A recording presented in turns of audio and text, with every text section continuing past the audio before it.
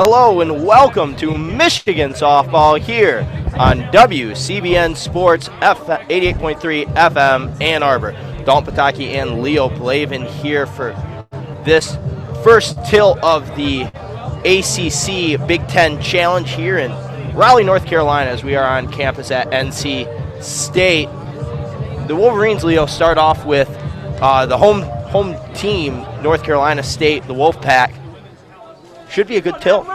Yeah, it'll be interesting to see how Michigan responds after going 2-2 their opening tournament. Always interesting to see, especially facing the home side, how the travel perhaps impacts Michigan early on. And as they are on the field, it looks like Nimmo will be in the circle for the Wolfpack. And to start the Wolverines off, Natalie Peters, the right fielder. First pitch outside, ball one. And this one's officially underway.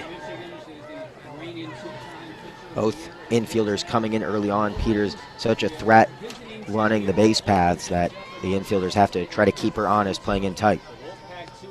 The 1-1 slap hit up the middle underneath the outreach glove of Finn, and that'll be a base hit for Natalie Peters. Makes Peters such a dangerous leadoff hitter when the infield has to play in because of her speed, and she can square up on the softball and play it into the infield with some pace. It's so hard to field those, so Peters aboard, and it's a good start for Michigan here. And Faith Canfield, the junior out of Rochester, New York, excuse me, I lost my spot here. Faith Canfield, sophomore out of Garden Grove, California, is up to the plate now. First pitch inside. The corners playing in for the pack. And that'll allow Peters to get a nice jump after each and every pitch. The 1-0 chopper over the third baseman. That'll move Peters to second, and Canfield will be safe on first. Runners on first and second now for Kelly Christner, who's got off to a hot start down in Florida. Yeah, she certainly did, and Michigan off to a hot start here in Raleigh, getting to Nimmo early with runners aboard at first and second through 2 at-bats. Michigan looking to put a crooked number up here in the first inning. And the corners will still stay in for the pack. And it looks like the middle of the infield is double play depth. Outfield seems to be straight up, maybe center field shaded a little bit right. First pitch comes in right down the middle, strike, 0-1 for Kelly Christner. It's a beautiful evening as the sun's setting and really no wind to speak of, so Michigan not going to get any aid if they get it in the air, but they may not need it. The 0-1 drilled down the right field line, but tailed just foul. Will move the count to 0-2. Now Christner moves into a defensive stance.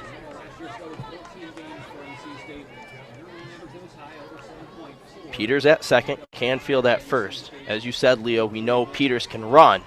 So if something gets into the outfield here, expect Michigan to get aggressive. The 0-2. Change up, hit to short, and the throw is way off target as Finn couldn't make the force out at third. Everybody's safe. Bases loaded, nobody out now. And you like the aggressive move, try to get the lead runner out, try to help your pitcher out of this jam, but if anything, just an error there. And you mentioned Michigan so aggressive in the base paths, but Peter, I mean, it was a force out. She had to go, and her speed makes the difference there. And now Nimmo in an uncomfortable position, no outs with the bases juiced here in the first inning. And any concerns over Michigan perhaps getting off to a sluggish start after the travel has not come to fruition. And Haley Finn, the shortstop for the pack, we've seen her. She just missed that Peters ball underneath her glove as she dove for it up the middle. And then the error there. And like you said, Michigan looking to get on the board early. And no better batter to have in the box, Tara Blanco, with such consistency in that batter's box and certainly the power to bust this game open. The power-hitting first baseman steps into the right-handed batter's box. Infield all the way in for the pack. Outfield close up on that warning track. First pitch right down the middle, strike. 0-1. Michigan with 2 hits and 1 error As we're still in the top of the first, nobody out. Base is loaded for Terra Blanco. The windup and delivery. High, 1-1. Blanco trying to work this into a hitter's count and get something that she can really put a drive into. And NC State not prepared to concede any runs with that infield playing very tight. The 1-1. Pop fly, right field. Prickett's going to get under it, but both Peters and Canfield tag up and move up. So that'll be an RBI flyout for Terra Blanco.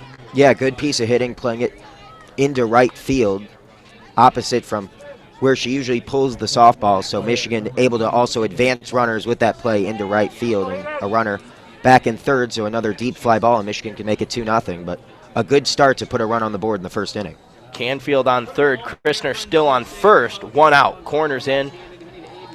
Second base creeping in, shortstop staying regular position. As Aiden Faulk is now up to the plate. First pitch she sees low and away, 1-0. Yeah, and Aiden Faulk had a good weekend down in Tampa, Florida, batting .455 on the year. Just looking to keep that hot start going here in Raleigh. Aiden Faulk, the designated player today. She will be batting in place of starting pitcher Megan Betsa. The 1-0. Change up, looks like that's going to grab the outside black. And Christner able to advance there, and that's something you see Michigan do time and time again. They try to bait that throw to second to allow the runner at third to advance home. NC State doing their homework, not falling for that play. Runners on second and third, 1-1 count for Aiden Faulk. Fouled straight back, and now the lefty faces a 1-2 count. And that's just going back to that steal attempt. It's just the benefit of having such high IQ players out there, where Michigan always knows what they're doing in the base paths and always manages to make the most of their opportunities when they advance to first base. Infield all the way in now. Outfield still playing straight up. The 1-2 from Nimmo. Fouled straight back again. Aiden Faulk not biting on that changeup. Yeah, and she's got to be protective at this point, down 1-2 in the count, just looking to get a pitch to hit and put into play. Again, a deep fly ball makes it 2-0 for Michigan. She finds a gap here. It'll certainly be 3-0. The 1-2 once again. Fouled back again. Yeah, just battling tough. Doing a good job waiting for a pitch to hit that she thinks she can square up and perhaps put into a gap in the outfield. Michigan's so fundamental in their abilities to defend at the plate behind in the count.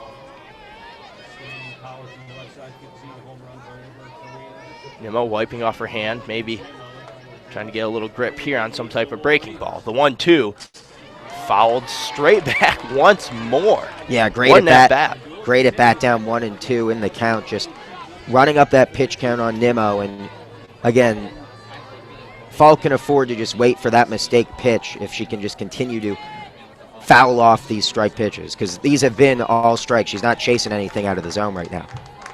And Nimmo might get frustrated and try to just get a swing and a miss here.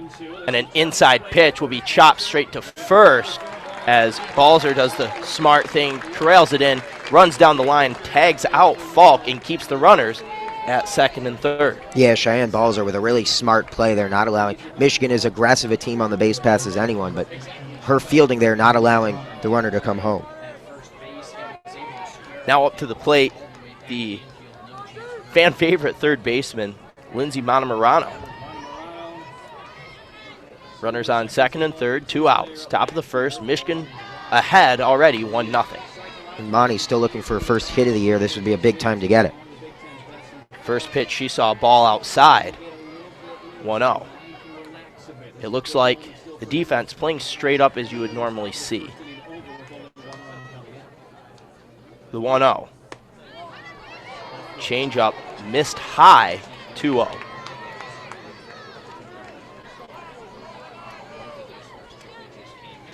And this is, you give Nimmo a lot of credit battling down with the bases loaded, no outs. If she can get out of this inning giving up just 1 run, that's a lot of momentum to head into the bottom half of this first inning. The 2-0 swung Deep left field. Is it gone? It is. It hits the protected netting. 3-run home run. Lindsay Morano as Michigan goes up 4-0. Well, that's a pretty good way to get off the schneid. She had no hits coming into this weekend, and her first of the year, a blast that puts up a big crooked number on the board, and Michigan well on their way now in the first inning. And a huge shot to deep left center. Absolute line drive. Would have liked to see how far that would have traveled without the netting up there. Yeah, she absolutely clobbered that one, waited for a mistake from Nimmo, and certainly capitalized on it. And just the patience in the batter's box throughout this order for Michigan. They know how to capitalize when a mistake is made, and when they run up this pitch count in the first inning, it's a good way to induce some of those errors. And boy, did Monty capitalize on that one. Now up to the plate, catcher Alex Subject. Her first appearance today. First pitch, she sees a strike down the middle.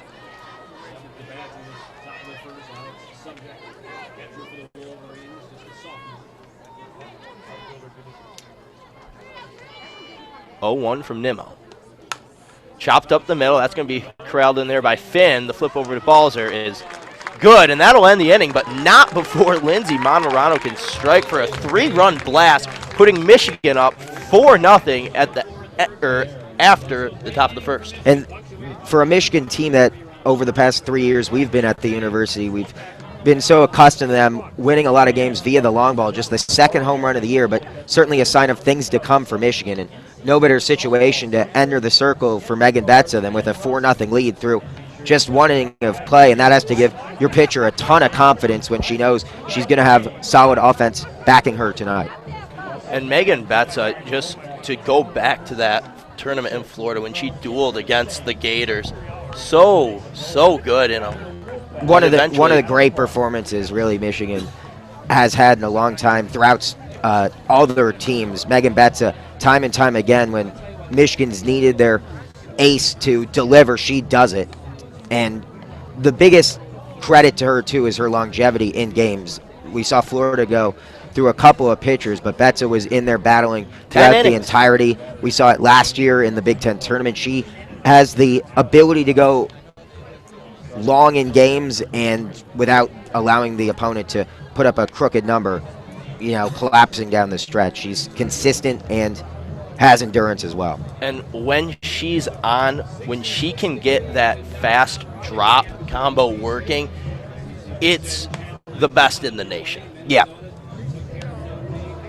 Due up for the pack in the bottom of the first will be left fielder Tyler Ross, center fielder Jade Caraway, and the catcher Molly Hutchison.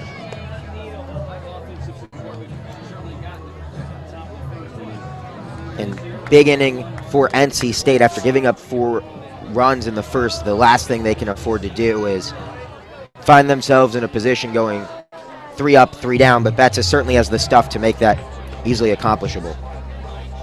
NC State wearing their home uniforms today, white tops, red lettering, black pants with a red stripe down the side, but some good-looking stirrups in the socks with black and red stripes.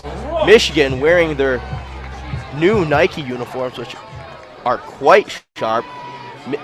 The block M and number diagonally offset on the front. Now the first pitch from Betsa, swing and a miss out of Ross. Betsa bringing the gas early.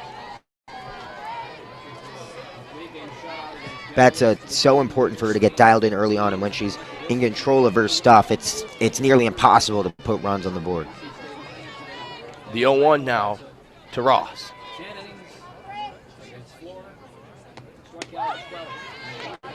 High and inside, I'll move it to 1-1.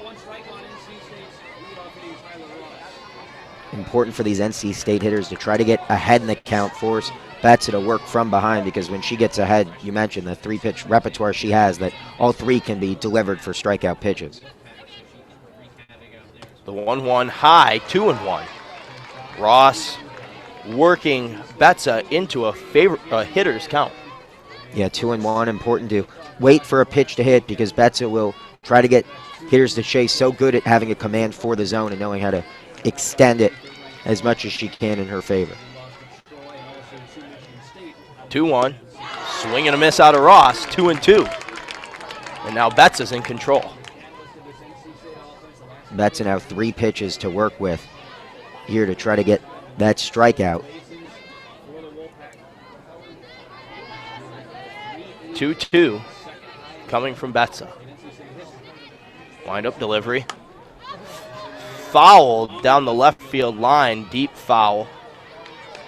Lands into the shrubbery and mulch that Dale Stadium here in Raleigh has. And Ross doing a good job protecting the plate. That pitch a little outside, but not enough to warrant laying off it. The 2-2 now to Ross. Swing and a miss. It's going to hit the dirt, and subject's just going to pop up and flip it over to Blanco for the putout. Heck of a pitch there by Megan Betsa. So we're on strikeout watch through one at bat. Betsa just so dominant, and when she's dealing like this early on, it's so hard to just put it in play, as we saw in both her performances last weekend. Jade Caraway now steps up to the plate.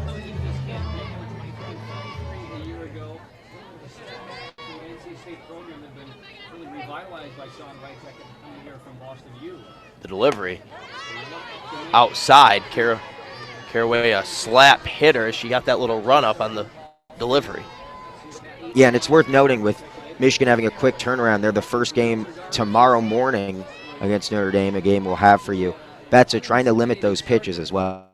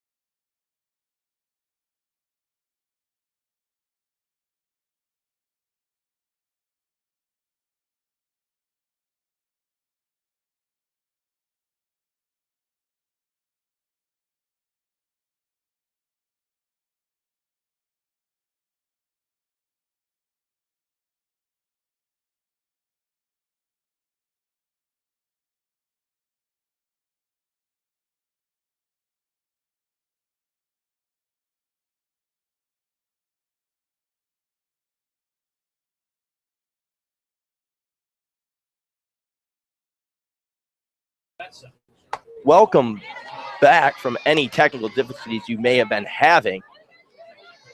In case you missed the Caraway at bat, Megan Betsa finished her off with a strikeout.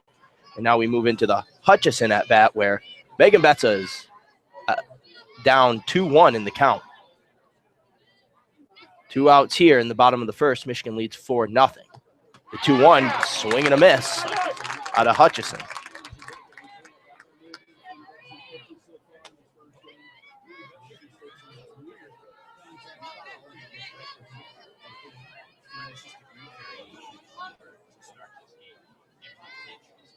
The 2-2 from Betsa. Way outside. something you don't see very often out of Megan Betsa. No, just trying to get a pitch out of the zone where it couldn't be hit, trying to get Hutchison to chase. 3-2, 2 outs, bottom 1. Hutchison Betsa, the payoff pitch. Shot to Morano off her glove and into left field as it's bobbled there. Hutchison thought about going to second, but good backup there by Christner to hold her at first. Yeah, and it was a well-hit ball that with Michigan having the infield in, just trying to get out of the inning 1, 2, 3, unable to do so. And Hutchison, a big at-bat for the first base runner of the game. And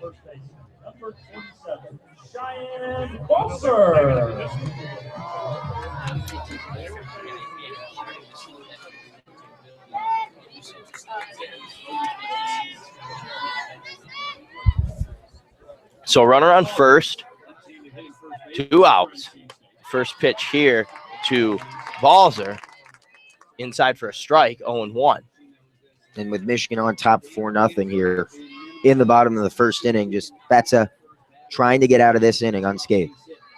Balzer, the lefty swinging first baseman, made a nice play in the top of the first for a tag out. The 0-1 outside, 1-1. Yeah, and it was Balzer's heads-up defensive play that looked like it would get NC State out of the inning, perhaps giving up just 1 run, but then Morano with that 3-run jack put it at 4-0, and now NC State trying to claw their way back here in the bottom of the first. The 1-1. That one missed low, 2-1.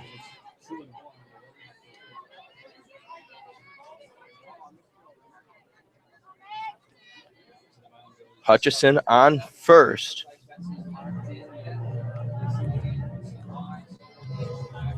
Subcheck going out to talk with their pitcher. Betsa always so receptive to feedback and a student of the game. She mentioned how the injury this offseason forced her to focus on a lot of the stuff outside of the actual mechanics of her work, and I think it's shown early on with her dominance against the opposition. The 2-1 fouled straight back, moves the count to 2-2, 2 outs. Runner on first. Hutchison, not much of a threat to steal. No, and with 2 outs, I mean, she'll obviously be given the green light if we get to a full count, but Subject's not a catcher you want to run on. The 2-2. Inside, strike 3. Megan Betsa, 3 Ks for 3 outs. As Michigan moves it to the top of the second, they still lead 4-0. Yeah, and Betsa had her offense helping her out at the top of the frame, and then in the bottom half, Betsa doing it all herself, no defensive help needed. She gets 3 Ks, and that's the stuff Betsa brings. When she's at her best, it's not allowing softballs into play, it's getting the strikeouts. And that'll bring up Richardson, Ramirez, Peters for the Wolverines coming up in the top of the second, turning it over back to the top of the lineup. NC State now, the big question is, how does Nimmo respond after giving up 4 in the first inning? She seemed to settle down late, but that home run, a big blow, and now she's got to respond. She didn't get the offensive support she had hoped for in that first frame, but now with Michigan coming back to the dish, don't expect the Wolverines to lay off. They're going to continue to be aggressive. That's how Hutch has this team coached, and you see it each and every time they face an opponent they don't see much. In Big Ten play, teams are used to it, but Michigan seems to catch a lot of opponents off guard in early non-conference play with just how dynamic and high-scoring this offense can be at times.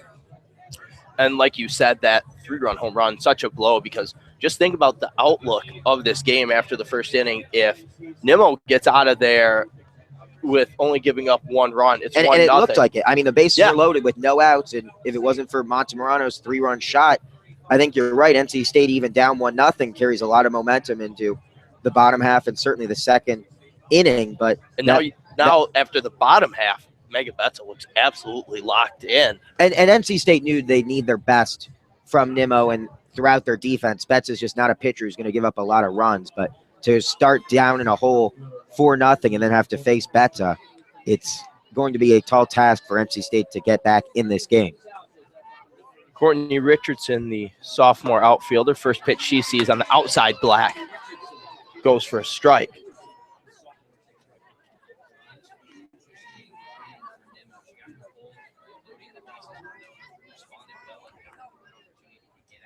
The 0-1. Outside black, but low this time. Runs the count 1-1.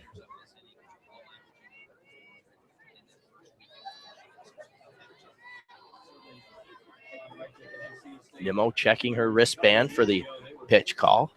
The wind-up delivery on the 1-1. Change-up floats in there for a strike. Absolutely froze Richardson at the plate. Yeah, Richardson now has to get defensive, down 1-2 in the count. She's got to protect the plate here. Nimmo in the circle delivers. And a very foul ball that travels over the... A nice aggressive cut, though. She was just well ahead of the pitch. Well ahead. Nimmo tried coming back with the changeup. Couldn't get it by her this time. 1-2, top of the second. Michigan leads 4-0. Pitch outside from Nimmo. Count runs 2-2. And this is where Nimmo has to be careful. Again, we've seen Michigan capitalize on mistakes when she's trying to get that strikeout pitch.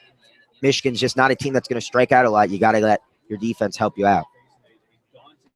The 2-2 and a chopper to the third baseman. Can she get it there in time? And she does. Heck of a play there by Compton. And that's the way you can beat Michigan, is let them get balls in play that are easily dealt with. It's Michigan's just not a team. They're too well coached, too well disciplined at the plate. You're not going to get them to strike out a lot, but they're a team at times that perhaps can get overly aggressive. That one just a defensive swing, and that's the benefit of being ahead in the count as a pitcher. You can put pitches that force your opposition in the batter's box to try to make something out of it that they simply can't. That brings up the 9-hitter, shortstop Abby Ramirez, the slap hitter on the left-handed side of the box. The first pitch she saw floated inside for a strike, 0-1. Corners in. The 0-1 misses high.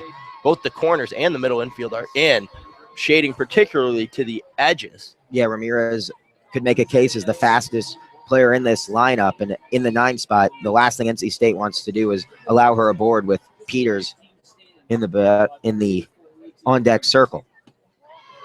The 1-1 goes high, 2-1. Favorable count now for Ramirez. And Ramirez vision in that batter's box so effective. Essentially just a second leadoff hitter in Michigan's lineup when they can turn over the order with her aboard. So dangerous on those base paths. But can she get there first? The 2-1 right up the middle.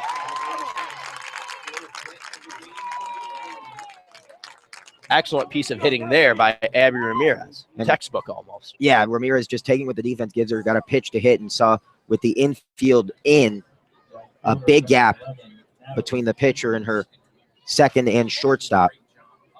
And she just found that gap, hit it into center field, and is aboard with Peters at the dish.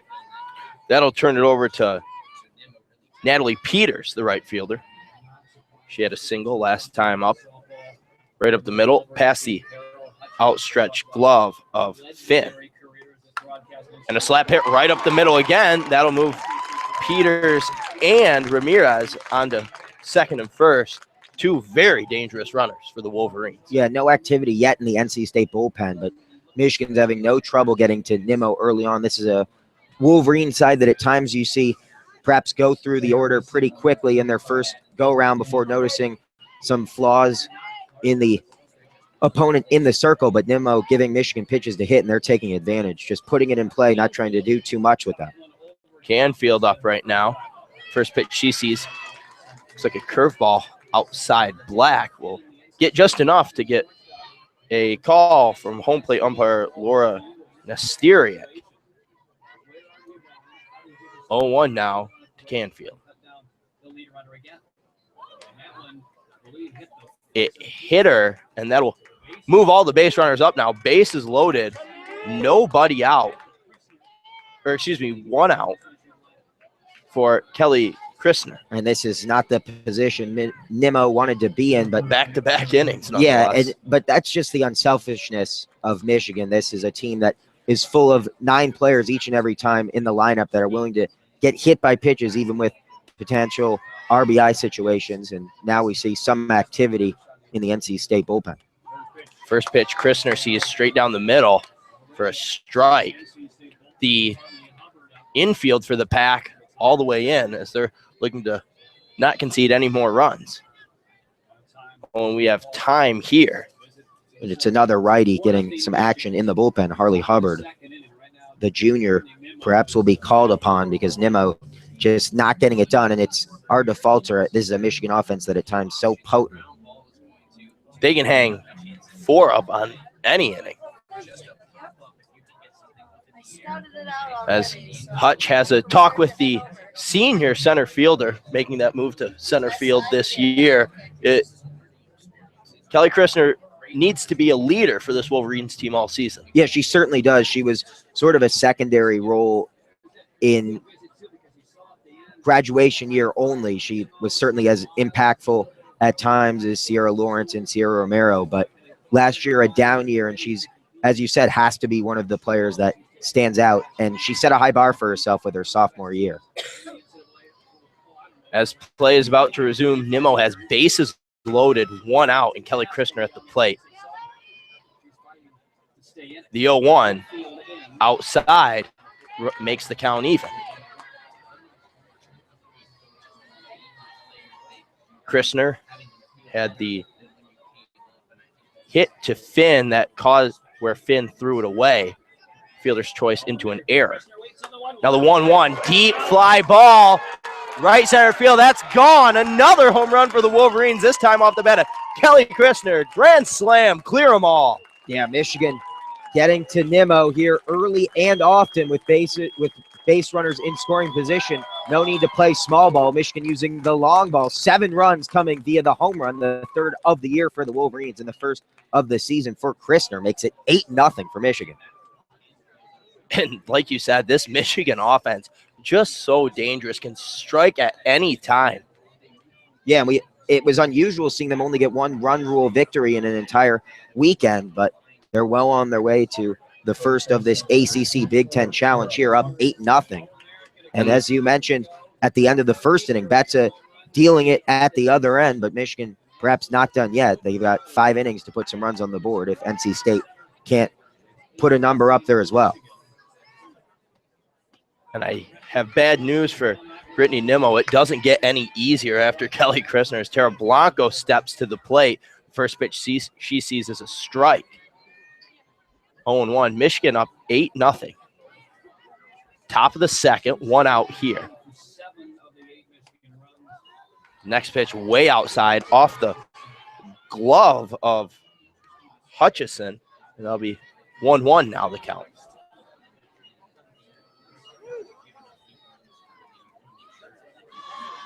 Nimmo just has to keep her composure, battle back.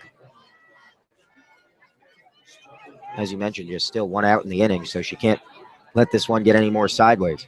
The 1-1 rolls across the plate, make it 2-1 now for Tara Blanco. Certainly a spot she wants to be in.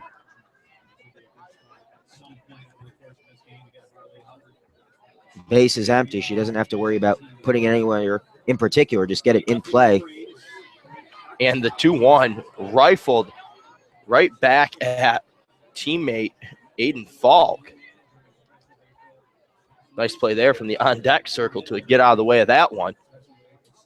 Makes the count 2-2.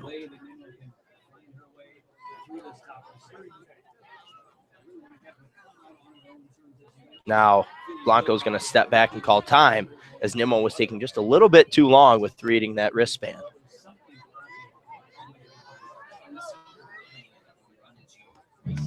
Two, just missed outside. Make the count full. Yeah, Nimmo could really use a call in her favor here. But Michigan is disciplined as they come. Don't expect Tara Blanco to let off the gas.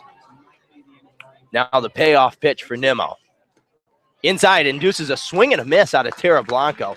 Yeah, that was a really good pitch from our vantage point. It looked well inside, but in the batter's box. Blanco thought it was a good opportunity to put it in play, and a really good pitch and a good response from Nimmo after giving up the grand slam.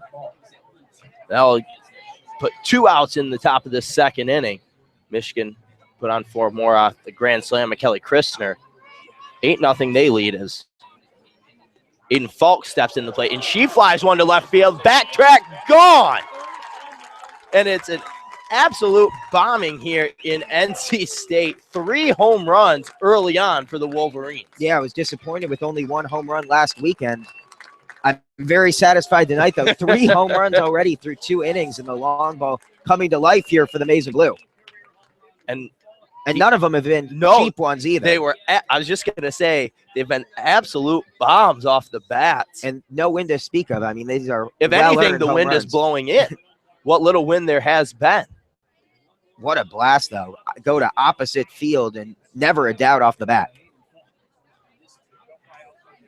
Nimmo, perhaps her evening done.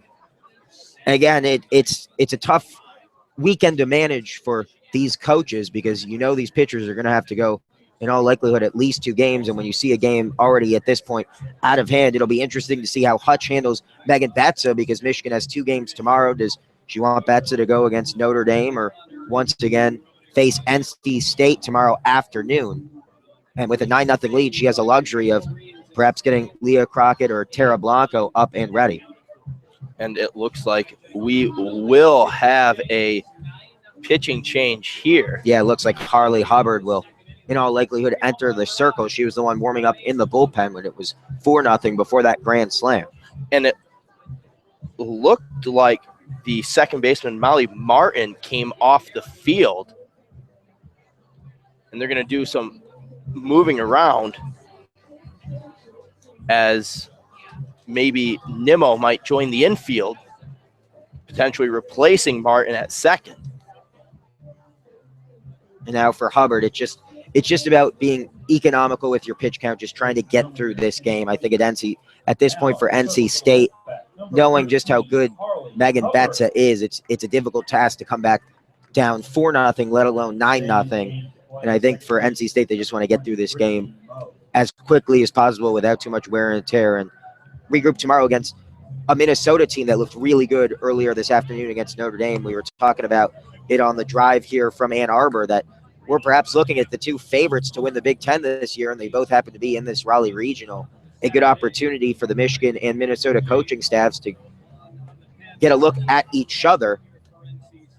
Just the only bummer is these 2 teams don't play in conference play. So we'll have to wait till the Big Ten tournament, which fortunately for Michigan fans is in Ann Arbor, to perhaps welcome Minnesota. And just judging from the warm-up pitches, it looks like Harley Hubbard can bring the heat. Yeah, and it'll be interesting to see how Michigan responds to this change of pace. They obviously saw something in Nimmo that allowed them to jump on her bad pitches, but with Hubbard coming in, it'll be a nice test for how Michigan adjusts to a new pitcher that perhaps they weren't preparing for entering this game. Granted, they certainly did their homework on Nimmo, and it paid off in a big way. And you can't speak enough credit to the long at-bats that the Wolverines put out there at the plate, just frustrating Nimmo, making her just throw to get outs. And when you're this talented on offense as the Wolverines are, as soon as pitchers start just throwing to get outs, they can do things with the softball that most teams across the country can't. Monty now up to the plate for the Wolverines. First pitch she sees from the new pitcher is a strike, 0-1. Yeah, she had good success against Nimmo. We'll see if it carries over. Her home run in the first inning really changed the complexion of this game. The 0-1 misses outside, 1-1. I think you're right, though. Hubbard certainly, just based off these first couple of pitches, has a lot more speed to her fastball than we were seeing from Nimmo. 2 outs. Top of the second, nobody on for Lindsey Morano.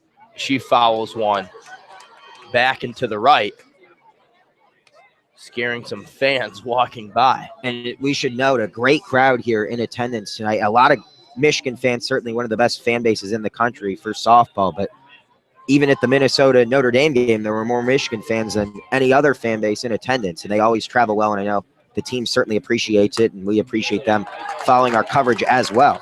The 1-2 popped right up over third baseman Compton.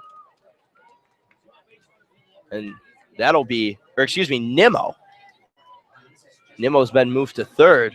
That ball has popped up right over her as Morano gets on first base safely. She's 2 for 2 on the day.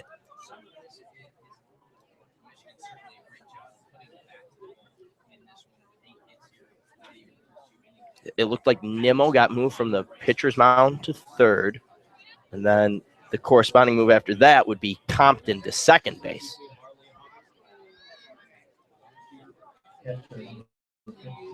Up now for the Wolverines is Subject, looking to do something with that 2-out base hit from Morano.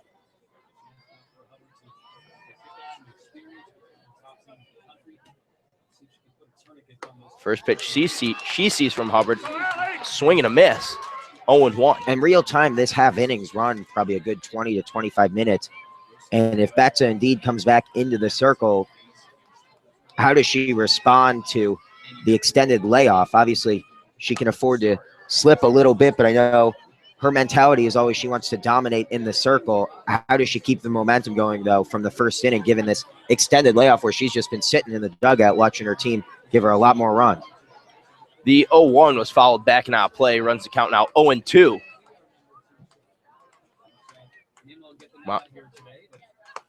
The 0-2 outside as Subject is now battling down 1-2.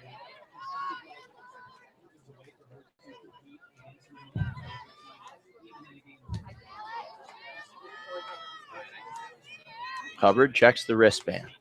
Now the windup delivery, the 1-2. High, make it 2-2.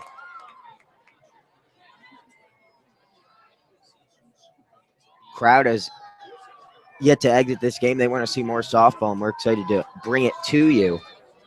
Michigan really looking good, though, early on, and hopefully they can carry this over throughout the weekend. 1-2, driven straight up the middle. That one rolls to right, and Morano's going to pick up an extra bag here. Heads up base running there by the Michigan third baseman. Yeah, Michigan always aggressive in the base paths, and you see that result in two different things. One, a lot more extra bases, and in addition, puts a lot more pressure on the defense. That's the type of running that can force errors in the outfield, a simple bobble on that one or a mishandling, and Monty perhaps headed for home, because we've seen that time and time again, especially later in the year when the pressure is extremely heightened. The defense playing a bit more aggressive and trying to squeeze the life out of that softball. And aggressive base running can force a lot of errors or just get you an extra base, as it did there for Monty. Courtney Richardson now up at the plate as Subject only got to first. Look for her to try and swipe to second here. Yeah, and we've already seen NC State just concede the base, and I wouldn't expect that to be any different with 2 outs, though. I'd be stunned if Michigan doesn't send Subject from first base. The first pitch to Richardson was fouled off, 0-1. The second pitch flipped over to Nimmo, and she's going to toss it over to Balzer, and that'll end the inning, though, but not before a big grand slam blast off the bat of Kelly Christner. Yeah, and Betsa has to be very pleased with the offensive production. Now she just has to go out there and keep things rocking in the circle. Betsa 3 Ks already today. Retired the first inning all with Ks, only allowing 1 hit. Michigan, though, 9 runs on 9 hits. The Wolfpack of NC State, no runs, 1 hit, and 1 error. And this is honestly what Michigan should look like against a team like NC State. The Wolfpack finished last year 96 in RPI. The rest of these teams comfortably within the top 35. Michigan finished last year at 4th in RPI, for those wondering. The second highest RPI team currently here in Raleigh is, of course, Minnesota. So the Big Ten looking strong in this ACC Big Ten Challenge, at least here at NC State.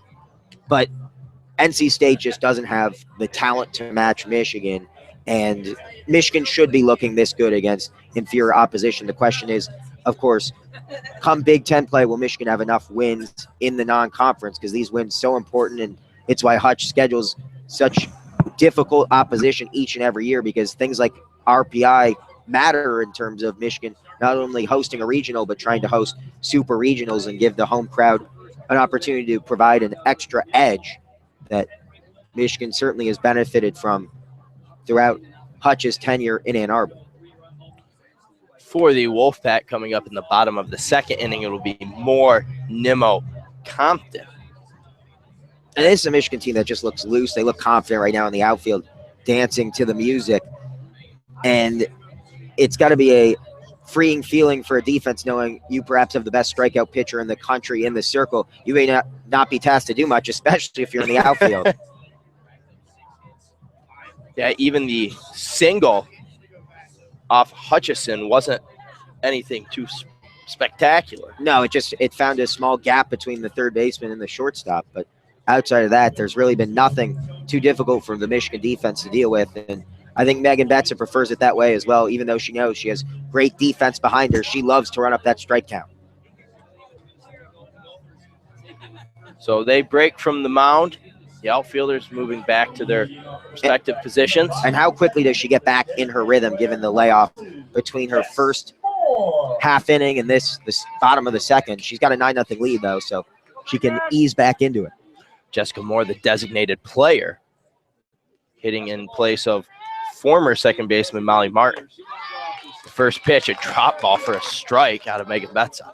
It looks like that layoff hasn't gotten to her. Not a lot of speed in the batter's box, so the infield can play it somewhat base depth. The 0-1 from Betsa.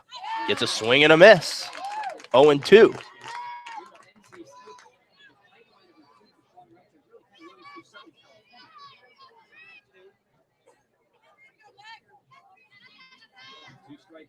The 0-2 now from Betsa. She winds up and delivers. And a chopper to Blanco stays just fair. Good play there by Tara to scoop it up, step on first. And the first non-strikeout of the game. A great inside pitch as well. Yeah, really cut off Moore at the hands there. Yeah, and it's one of those where it looks like it's going to be a strike, so you get ready to swing the bat, and as soon as you turn around to it, it's at your hands, and all you can do is put it in play and hope it goes foul. It didn't, and that's a good break for Michigan. That's off to a good start here in the second. Former pitcher Brittany Nimmo now up to the plate. First pitch she sees high and away, ball one.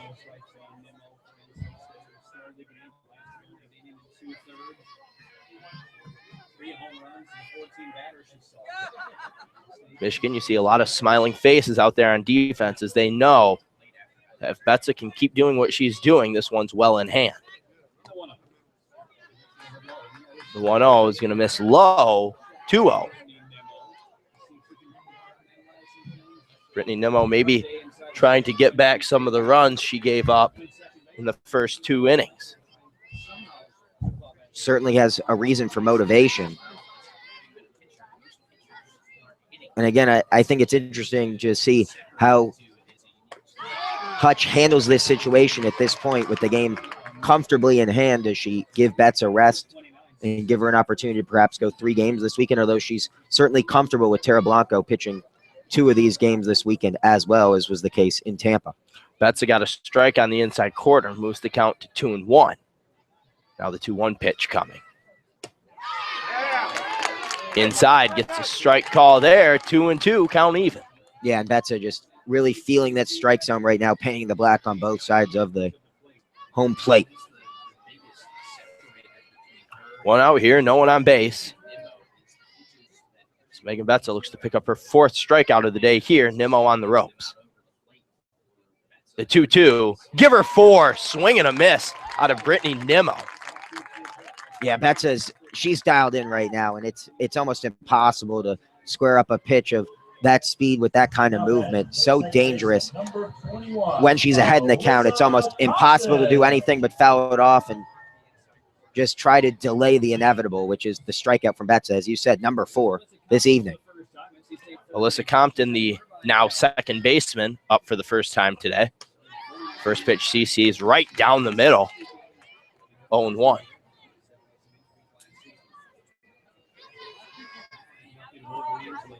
The 10th ranked Wolverines lead here in Raleigh over the Wolfpack by the tune of 9-0. Now the 0-1 to Compton. Inside, almost hit her. Compton not flinching there, though. Yeah, you got to be tough in that batter's box with the speed of these pitches, though. I don't think I'd be as courageous in there.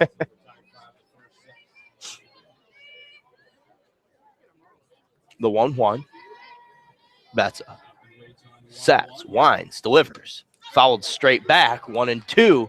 And now Compton is in that territory in which so many of her teammates have been in, strikeout territory.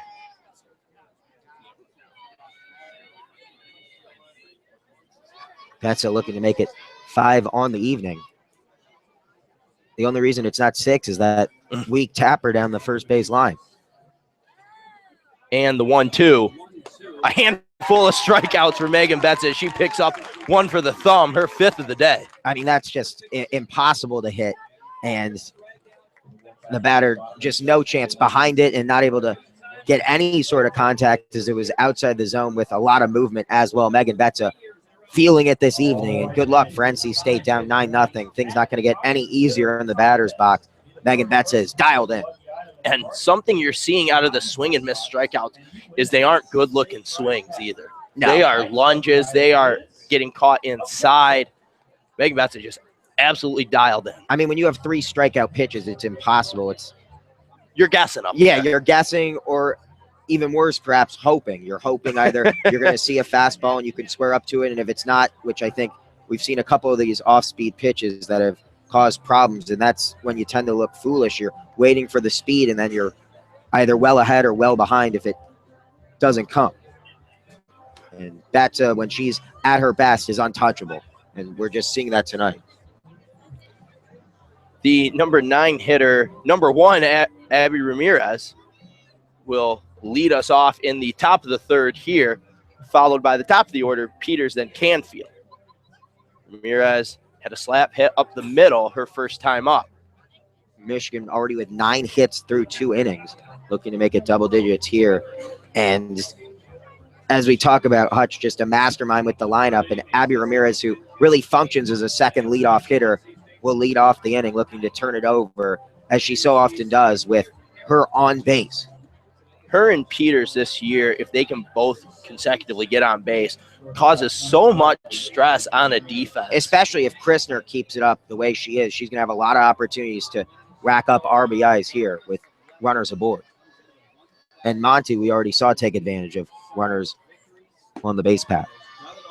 First pitch from Hubbard, outside ball.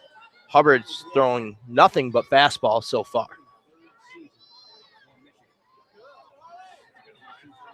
1-1 now for, or 1-0, excuse me, for Ramirez.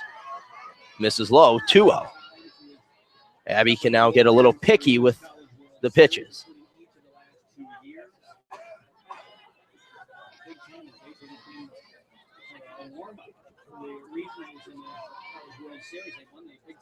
The 2-0 foul down left field line. Hutch has to jump out of the way for that one.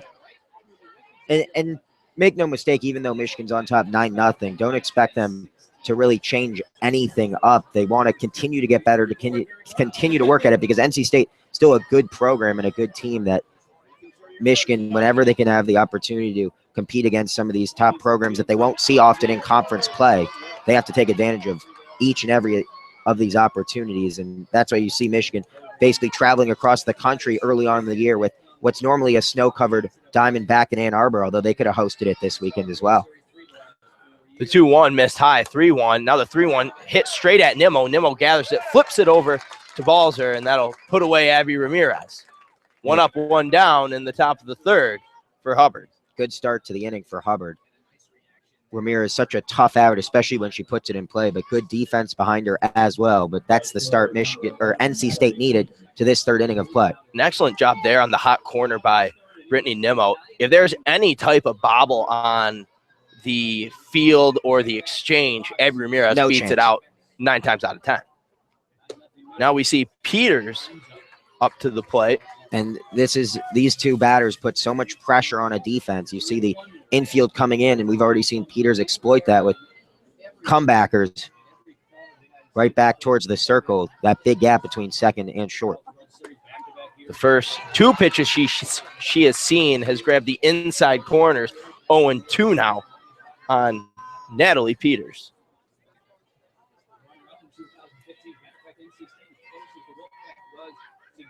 Hubbard looking to register the first strikeout of the day for the Wolfpack. And a tapper straight back at Hubbard. She gets it, flips it to first, and Peters is down. 2 up, 2 down for the Wolverines here in the top of the third. Yeah, Hubbard really showing some good stuff and some confidence in the circle. Defensively, we mentioned the speed of Peters. Hubbard, no chance to double clutch that one or have that throw off target, and she handled it perfectly, knowing the stakes with Peters running from home to first. Canfield now up. She's 1 for 1 on the day in the first inning, had a single. Second inning was hit by the pitch to load up the bases. First pitch she sees, ball must have missed low.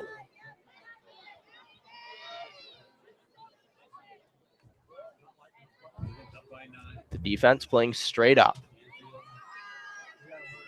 The 1-0 from Hubbard to Canfield. Fly ball right field, under it there. Prickett, and she will retire the side. The first clean frame for the Wolfpack as Michigan goes 1-2-3 there. Still, though, 9-0 in between the third inning. And Betsa now heads back into the circle. Again, all sorts of confidence in her favor. Her defense hasn't been tested much, and that's because Betsa 5 of 6 outs already via the strikeout, and she has a chance to run up that strikeout count again, as we saw her do in Tampa Bay, that earned her that Big Ten Player of the Week honor. Due up for the Wolfpack, Finn, Prickett, and then turning it back over to the top to Tyler Ross.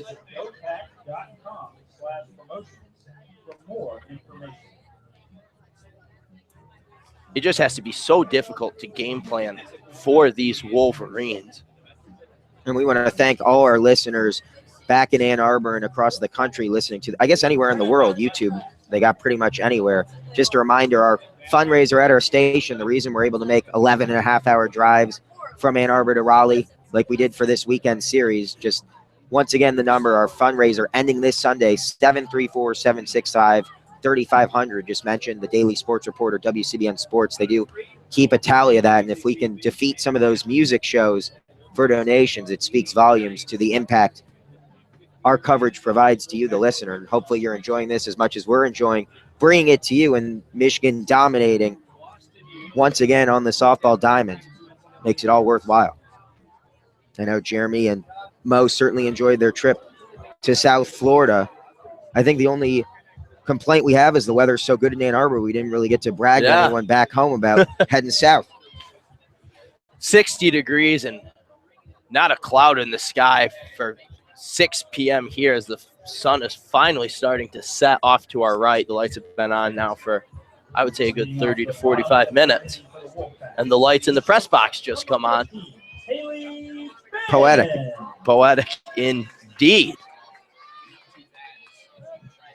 Haley Finn, the shortstop, now up for the Wolfpack. And Megan Betsa, first pitch to her inside. Finn looking for her first hit of her collegiate career.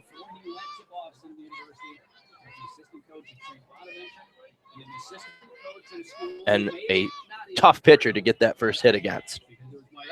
The 1-0. High and inside, 2-0. Megan Betsa giving a smile over to the dugout as she gets the call for what pitch to throw next. The 2-0. Drop ball there, swing and a miss out of Finn, 2-1. Finn just doing everything she can to try to put something in play. NC State at this point just trying to test Michigan's defense, but to no avail.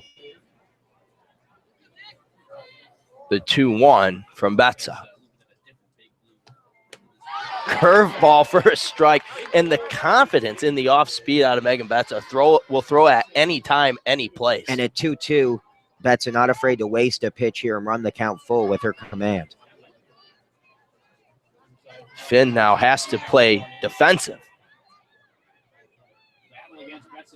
The 2-2, and she, just as Dr. Leo ordered, wasted one there way outside. Yeah, I think she probably wanted that a little bit closer in to try to force a chase, but now with the count full, don't expect her to lay off. She's going to attack the zone because she knows she has stuff that can beat any of this NC State lineup's bats. Full count, money pitch here from Betsa. Curveball gets a strikeout again. Half a dozen for Megan Betsa. And that's unhittable. I mean, there's just nothing. It looks like it's coming in shoulder level. Even if she was looking for the curveball, as you said, I mean, from our vantage point, right behind home plate, it's especially telling because I was like you. I thought there's no way that pitch is anywhere that's not inside, if not hitting the batter, but so much movement. I just don't know what you do as a hitter when Betsa's this locked in. And that will bring up Prickett, the slap hitter, right fielder. Yeah, she swung and missed on the first pitch. You certainly can't chase it pitches that high in the zone. The 0-1. Grabs just enough of the outside corner to get the call. 0-2. Michigan has both Blanco and Monty in on the corners. Ramirez Canfield creeping in also. Now the 0-2 from Betsa. Good pitch there. Missed outside, but that's the perfect 0-2 pitch if you're looking to induce a swing and a miss. 1-2, 1 out. Michigan up 9-0 here in the bottom of the third. The 1-2. Fouled straight back and out of play.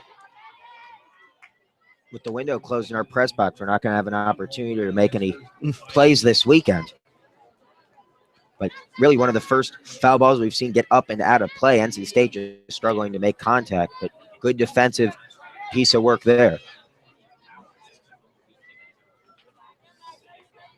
1-2 now to Prickett. Misses high. 2-2. Yeah, and you see the smirk from Betsa. She, right now, just in such good command. She's just trying to see basically how far she can push this NC State lineup to get them to chase.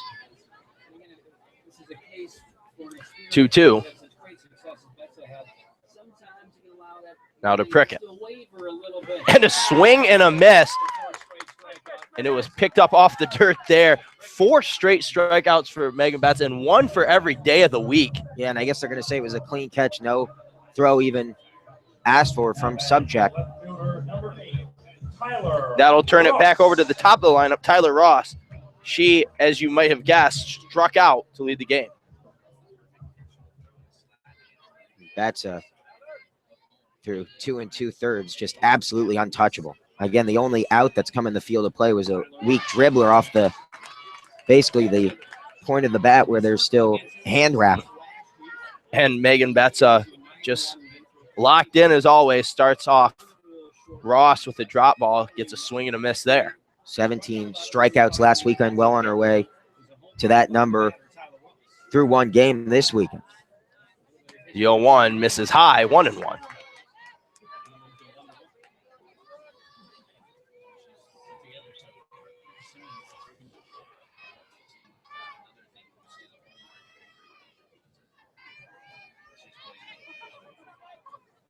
Ross, left-handed center fielder, or excuse me, left fielder. The 1-1 chopped and straight down, foul ball, 1-2. And Ross looking at maybe repeating history here as she's not in a great position. Yeah, and I mean, you've already gone through the order once, and it's Betsa just doesn't have many flaws for a batter to come back to in their second time up. Part of what makes her so dangerous is it's not like she has one weak pitch that you can hope to take advantage of. She has 3 pitches, and all 3 are some of the best in the country. A strikeout, yeah, without a doubt. I mean, even in the South where they have some of the best players in the country, Betsa could put her pitches up against just about anyone in the nation, as you said. 1-2 gets an easy chopper for Tara Blanco, and she's going to retire the side. 1-2-3 once again for the Wolverines. Yeah, Betsa's got to give her defense an opportunity to make some plays. They're going to get bored out there in the field, but they certainly have been alive in the batter's box. And now through 3 innings, Michigan just 2 frames away from ending this one in 5. Is sort of when we looked at the opponents Michigan would face this weekend. Obviously, they faced Notre Dame in the NCAA tournament last year, and that was the one that I think people circled on their calendars for this weekend. But they've certainly made it look easy at times against NC State. But you have to give a lot of credit as well, I think, to Harley Hubbard, who entered this game in a tough situation. She's looked good. She had a clean inning last time, and let's see if she can do it again. A lot of credit, and that'll give her a lot of confidence going forward because it doesn't get much easier for NC State. Minnesota, some people are saying, might even be better than Michigan this year. Obviously, you got to win the Big Ten to prove it, and Michigan has not allowed any team in the conference to do that for quite some time. But Minnesota has as much talent in Northern softball as you'll find right now, and it'll be a good opportunity for both these teams to feel each other out throughout this weekend. And NC State has a chance to face off against really the Big Ten's 2 best teams, as I would assume, and I certainly hope for the entire tournament's sake, that Michigan is the earliest game tomorrow. I can't imagine them playing one before 10 a.m., but likely at noon it'll be NC State playing Minnesota, and I believe our second game tomorrow afternoon against this same Wolfpack squad will be at 3. And the Golden Gophers did get that win in the first game of this regional here. They beat Notre Dame 3-1. Notre Dame came in to Ann Arbor last year and gave the Wolverines fits. And they like to keep the early NCAA tournament, the first, just the basic regional. They like to try to keep those somewhat regional geographically as well, try to limit the travel. So Michigan, a good chance they may face Notre Dame again in the NCAA tournament if both those teams reach that point. And Christner, the first batter of the 4th inning for the Wolverines, she had that big grand slam. An absolute blast off the bat of the senior. Yeah, and she's probably off to the best start of any batters on this team right now after the expectations so high coming into last year, and now the expectations even higher. Her role has to be big for Michigan to go as far as they have the past couple of seasons, and she has lived up to expectations early on. Batting .529 in the infantile stages of this season. She faces now a 2-1 count. And the biggest thing when you get off to such a hot start is obviously just trying to keep it consistent. It's not realistic to get on base or put the ball in play half the times you're in the batter's box. But if she can just manage to go throughout this season without really any long spells or, get cold at the wrong time, it's going to make a huge difference for Michigan with her in the 3-hole. The 2-1 miss, 3-1. Now the 3-1 fouled straight back. Full count for Kelly Christner. Certainly, I would assume looking to get a hit here and not trying to walk. She's looking for a pitch to hit, and if she doesn't see one, she's certainly more than willing to take it. Just 1 strikeout in the year, she's disciplined. And 3-2, driven straight left center gap. Does it have enough? And it does. 2 home runs for Kelly Christner.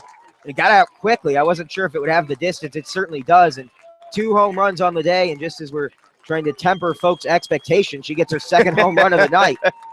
What a start to the season for Kelly Christner in her final year as a Wolverine. And a ball on an absolute frozen rope. Had just enough to clear the fence. An absolute blast off the bat. Michigan using the long ball to great effect tonight. What is that, 4 home runs on the evening? 4th home run of the evening. 2 off the bat of number 21. So I guess we've gotten to the point now they're averaging a home run a game, and they had just 1 last weekend. And once again, I got bad news for Hubbard. It doesn't get easier. No. Tara Blanco, she has a strikeout and a sacrifice fly to her name today. The first pitch she sees from Hubbard, high and outside, but must have just creeped in there for a strike, 0-1. And I think down 10-0, the strike zone, with good reason, perhaps expanding a bit. The 0-1 from Hubbard. That one misses outside, 1-1.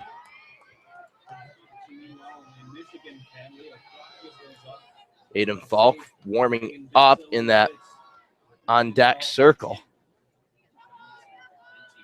on the right side.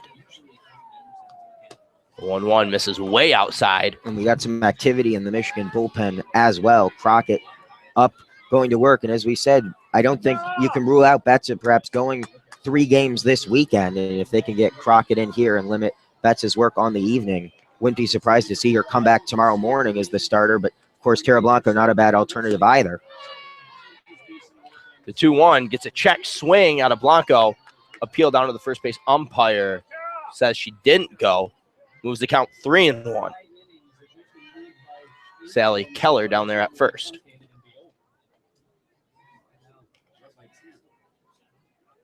And the 3-1. Misses high. First walk of the day for either team. And Blanco will take a free pass down to first base.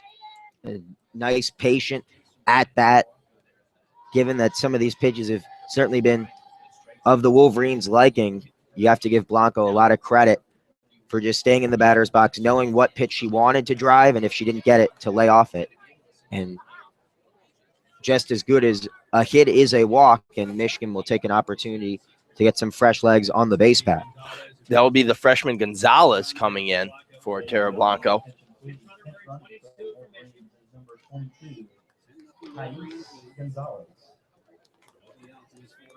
That'll bring up Aiden Faulk, 1 of 2 on the day. She has a home run herself. She had that solo shot right after the Christner Grand Slam, went opposite field with it. And excited to see the speed of Thais Gonzalez on the base path as well.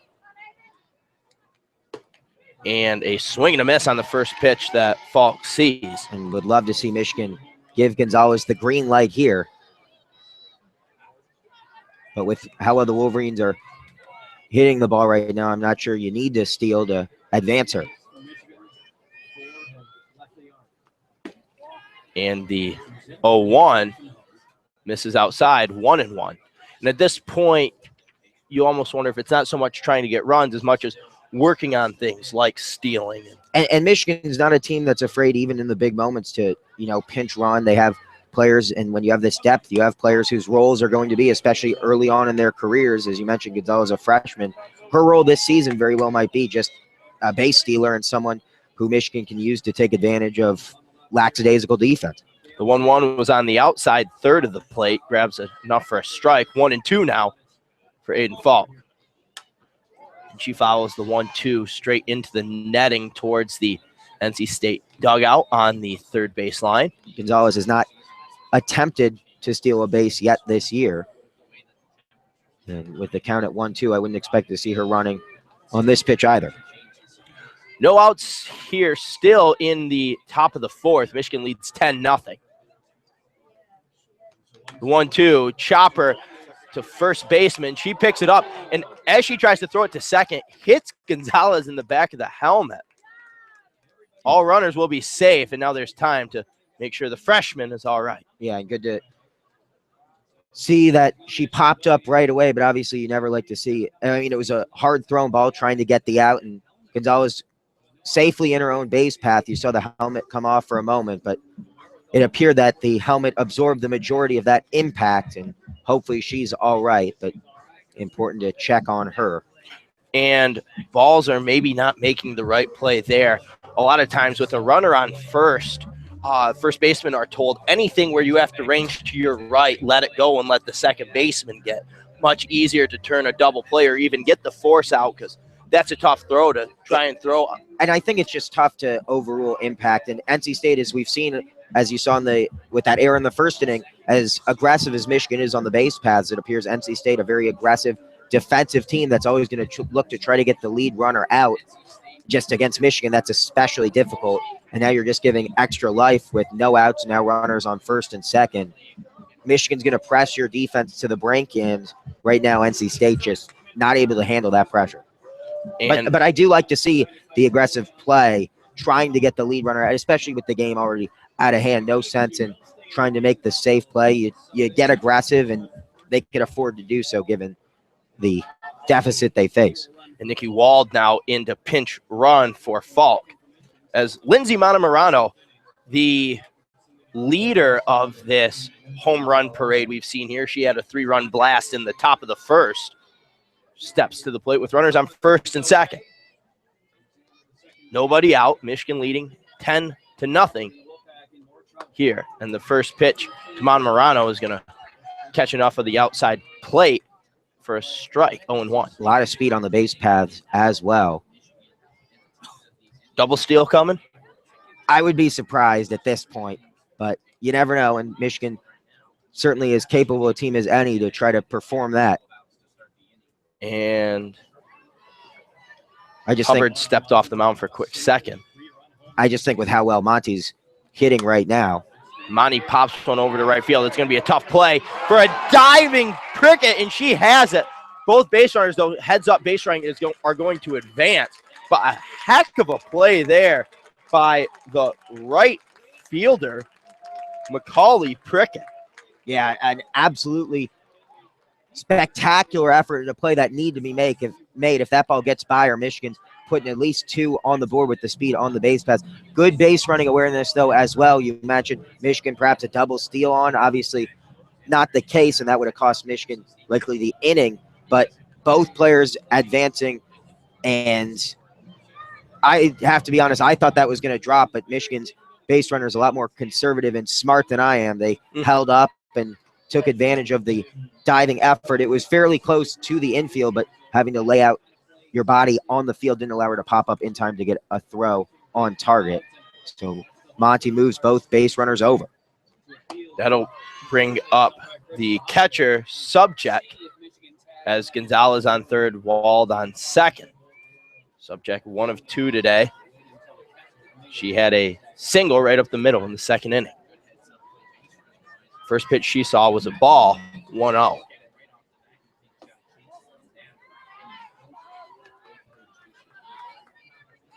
Second pitch she sees, ball, 2-0.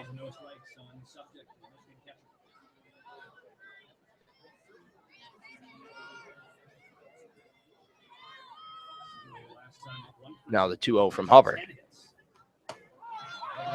Inside, but going to get enough for a strike, 2-1. 1 out, runners on second and third. Michigan once again up 10-0 here in the top of the fourth. Here in Raleigh, North Carolina. Yeah, and a decent depth on a pop fly here. Michigan's likely to score at least 1. Just got to put it in play. And the 2-1 straight down Main Street, 2-2. Defense playing pretty even. Outfield.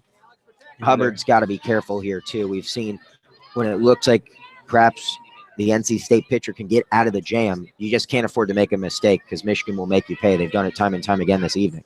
And the 2-2 liner straight at Jones. And she's just going to hold on to it as Wald with a heads-up play, not straying too far from the bag. Hard hit ball there, but no reward for the Michigan catcher. Couple of solid defensive plays. Hubbard giving her defense an opportunity to help her out, and they've done so on back-to-back at-bats, and now 1 away from getting out of this inning unscathed.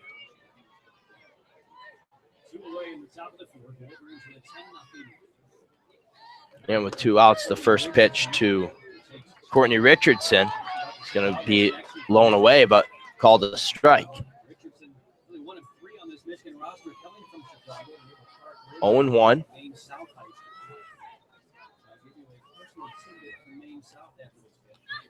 Richardson sees the next one outside, 1-1. That one didn't miss that much.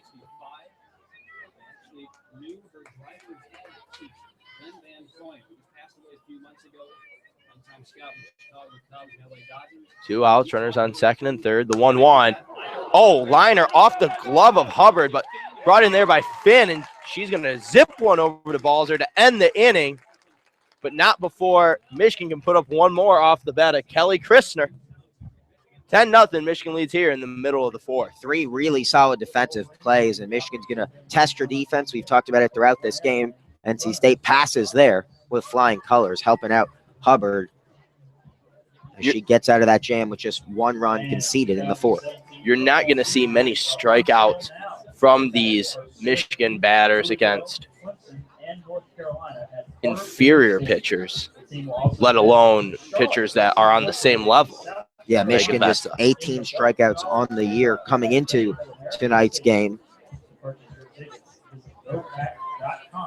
Betsa is out on out in the circle again for the Wolverines. She's maybe looking to go the distance here. Yeah, and she hasn't been taxed too hard by NC State. She's given up just one hit on the night, and she's looking to add to her strikeout total on the season. And I think that's the reason you see her still out there is it hasn't been a taxing performance for her. We haven't really seen any signs of struggle or frustration for her. She's just in a zone right now, and I think Hutch's willing to just ride that out, and rightfully so.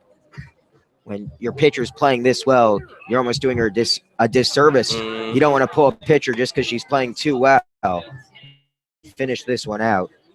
Just 2 innings of work left from her. If the Wolverines can hold NC State to under 2 runs in these next 2 innings of play. And the Michigan bench having fun out there along that right field line. So I'm dancing around as they now come running in. Nice to see a team playing loose. Especially early on the year. These games mean so much more for, a Big Ten team than they do others. Teams in the SEC, the Pac-12, they know in conference play they're going to have an opportunity to boost their resumes.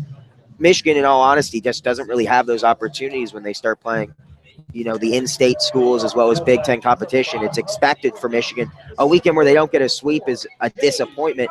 Out here, though, these are really early season tournaments that have a impact come the last tournament of the year. Caraway now up for the second at bat of the day for her. She struck out looking in the first inning. First pitch she sees fouled straight back. Megan Betsa jumping ahead early, 0-1.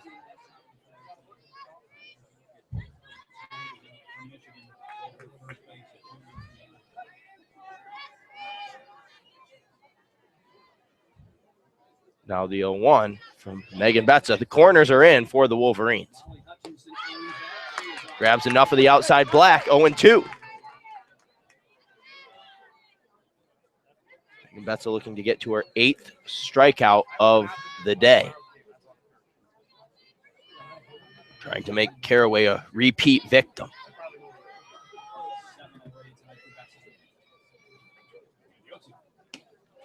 The 0-2 misses way high.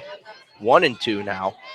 Yeah, sometimes those fastballs up high in the zone can look especially appealing to a batter, but NC State, I think, has seen it enough tonight to know that if it looks too good to be true, it probably is. Lay off it. And Swearingen has replaced Tara Blanco at first. A defensive replacement you should be made aware of. And a curveball for strike 3. Megan Betsa's 8th of the day. And as JP says way too often, you betcha. Going with the curveball there. Perhaps her strikeout pitch of choice this evening, but it really hasn't mattered. Everything working for Betsa. And it's fun to watch her when she's this in control of the game. I'll bring up the catcher Hutchison, the only Wolfpack member to get a hit off Megan Betsa today. As she had that seeing eye single in the top of the first. First pitch she sees, ball outside.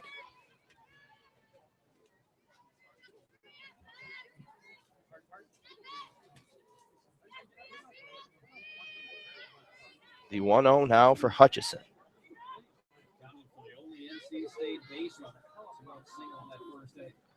The 1-0, swing and a miss.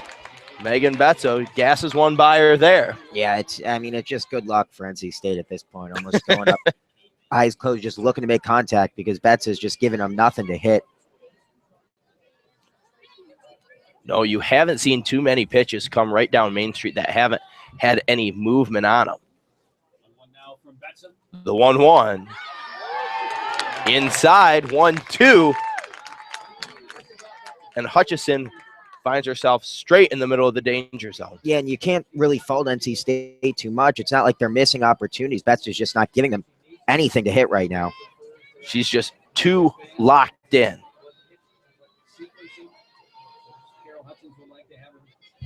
And the 1-2. Misses low, 2-2. 2-2 count for Molly Hutchison. One out here in the bottom of the fourth. Michigan leads 10-0 in the Big Ten ACC Challenge. The 2-2 delivery. Curveball misses high, broke maybe a little too late. And I think Megan Betsa knew she missed with that one as she gives a smiling look over to the dugout to get this payoff pitch call. And the decider on its way.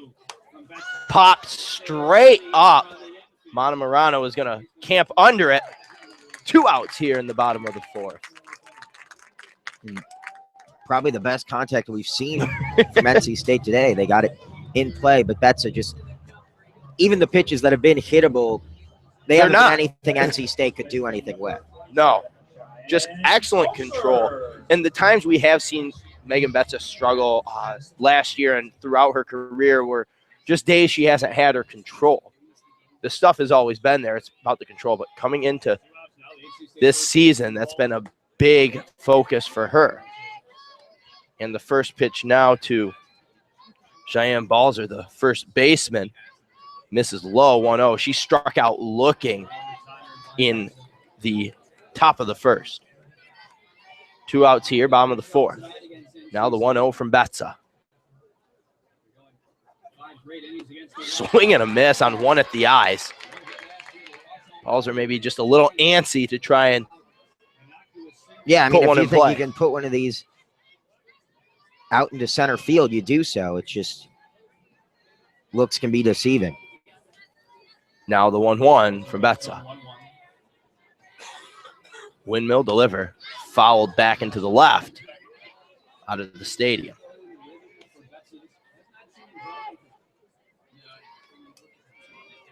Now the 1-2. It's Megan Betsa looking to pick up another K. Maybe of the backwards variety here. Oh, and misses way high and inside.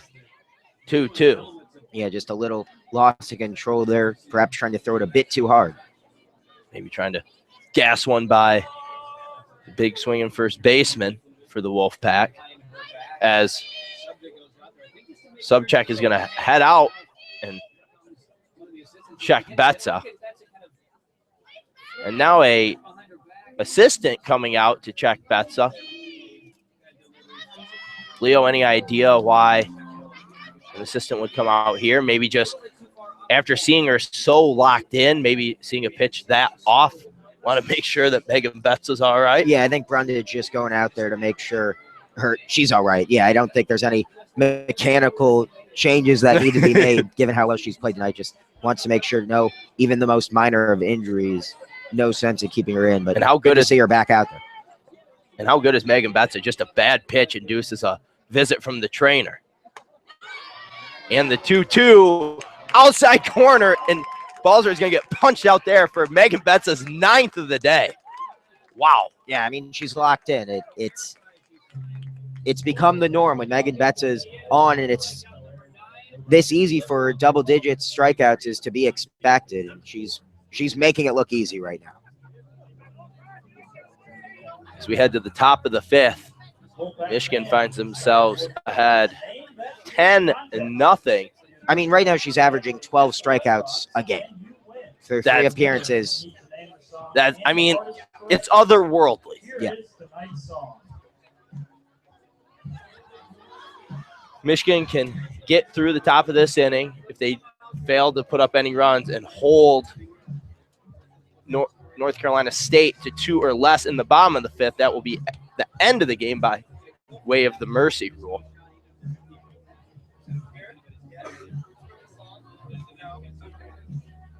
Hubbard back in the circle for the Wolfpack. Hubbard, since coming in the top of the second, has shown nice stuff. mean, just a lot of fastballs, but location has been well. Is only given up, I believe, only one charge to her. And it's going to give her a lot of confidence going forward, not only in the weekend, the rest of the season, but when you can hold this potent Michigan offense, and we've seen, especially early in this game, just how dangerous the Wolverines can be, it gives her a lot of confidence, against even the best ACC teams. They perhaps don't have the offense of firepower that Michigan possesses. 2 up for the Wolverines. I feel like I've said this almost every time. It'll be Ramirez, Peters, Canfield. Or excuse me, it looks like we're going to have a pinch hitter for Abby Ramirez. It looks like it will be Katie Alexander. Macy Uden, excuse me. Saw the 7. Guess I made the 1 up in my mind.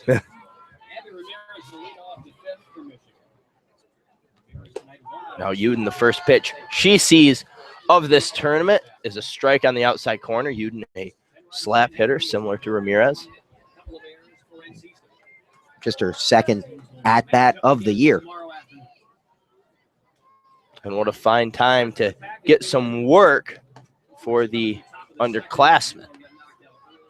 The 0-1 misses outside, 1-1. And Hutch has to love this, to have her freshmen get experience on the road against some high-caliber opponents, because they're going to lean on these freshmen perhaps more than we've been accustomed to over the past few seasons. And the 1-1 fouled back towards the NC State dugout, 1-2. And Hutch, it doesn't matter what the score is, she is going to coach her hardest to the end, getting on Uden there, making sure she follows her mechanics all the way through. Hubbard looking to put up the first K of the day for North Carolina State. And the 1-2 misses outside, 2-2. That's about as close as it gets without getting called strike 3.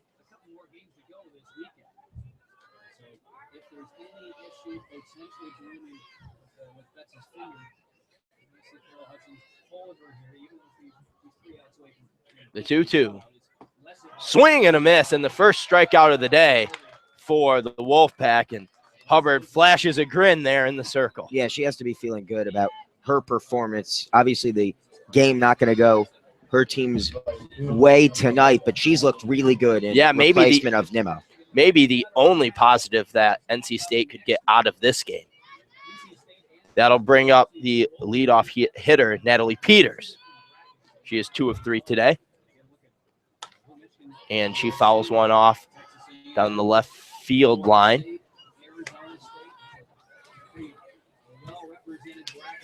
Oh, and 1. Hubbard is, like you said, done an excellent job in relief of Nimmo.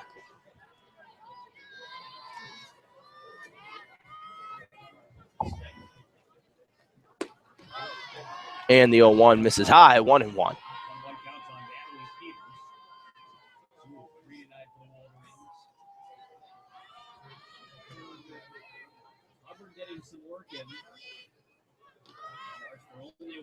A 1-1 from Peters. Or excuse me, from Hubbard to Peters. He's going to grab the outside black. 1-2. One out here. Nobody on base. Peters the slap hitter, but it looks like the corners are playing at regular depth. And a chopper right in front. And nobody's going to get to in time as Peter really shows off that speed. Hutchison can't come out of her crouch fast enough to get that perfect slap bunt almost out of Natalie Peters. Yeah, and I think Hutchison at that point, once it makes that hard contact in the dirt, all she can hope is it takes a spin foul. But once it took that second hop in play, there was no chance of getting Peters at first. Just so much speed, and exciting to see her show it there. That will bring up Faith Canfield. She swings and misses there, really eager to try and jump out on that first pitch.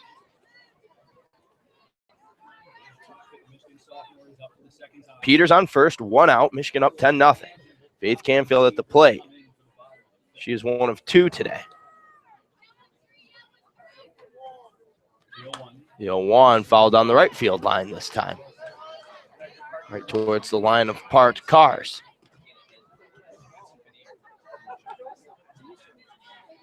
Maybe the first time we've seen Michigan batters down 0-2 today. Can Hubbard finish off Faith Canfield here? And the 0-2 swing high, fly ball to left field, and it's going to be taken there by Caraway at center. Nice job for her to range over. And it will keep Peters at first. 2 outs here in the top of the 5th. Maybe the first fly ball to the outfield we've seen that has stayed in the yard.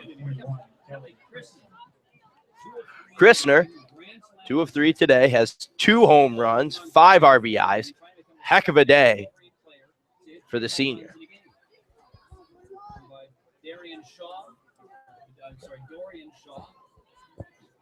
Can she continue this absolute rampage on the NC State Wolfpack? First pitch she sees is a strike. Peter still on first. Michigan up 10-0. And the big swinging Kelly Christner at the plate.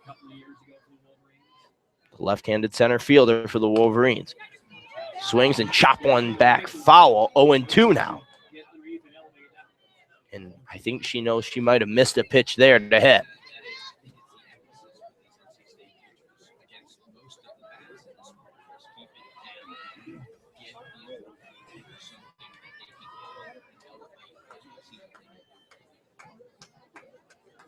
And the 0-2 fouled down the left field line. You'd have to go back to May 22nd, 2009, the last time Michigan had a 3 home run performance from Dorian Shaw. And that would be something special to witness. And let's see if she can do it here. Down 0-2 in the count, though. Let's see if Hubbard goes right after her or maybe strings her along a little bit. The 0-2 misses outside, 1-2. Yeah, and ahead in the count. She already knows the power Christner has with the bat. No reason to give her anything to hit. Even ahead 0-2, a walk doesn't hurt you as much as a home run does.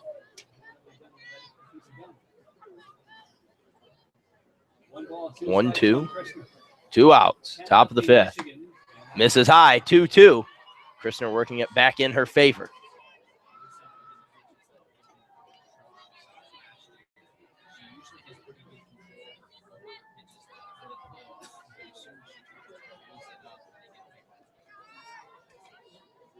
Hubbard checking that wristband in the circle. 2-2 to Christner. Misses high, full count. That means Peters will be on the run on the pitch. Peters, we've already seen her speed just to get her to first base. It would be really exciting to see Christner put one in the gap here and give Peters a chance to get extremely aggressive. And the payoff pitch. Swing, line drive, does it have enough? It does! 3 home runs for Kelly Christner.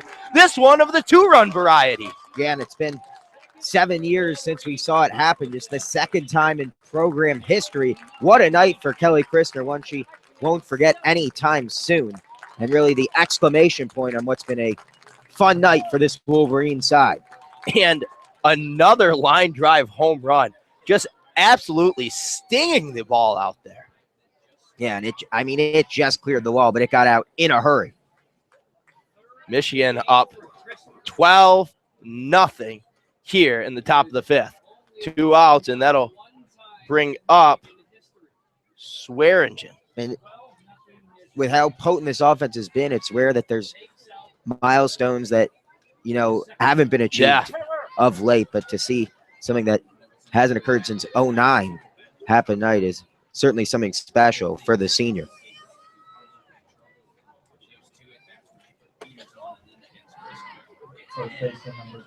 And the first pitch to Swearingen misses outside, 1 ball.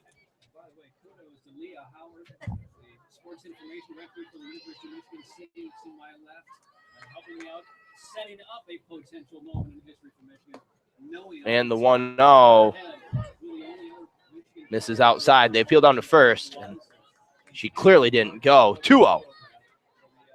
And now with how long this inning is gone, it will be interesting to see if Betsa does get the opportunity to finish this game.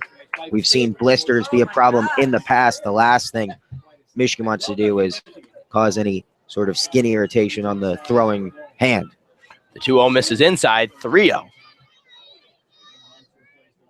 As Taylor Swearingen, who came on to replace Tara Blanco defensively. 3-0 misses inside, and that'll be a 4-pitch walk after the home run to Christner.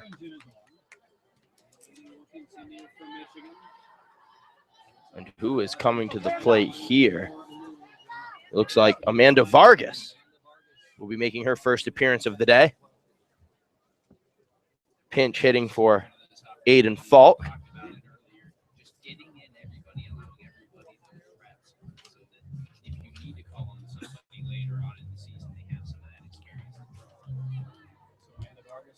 And now we have a visit to the mound from the NC State coaching staff. And as soon as I can get it out of my mouth, they're on the way back to the dugout.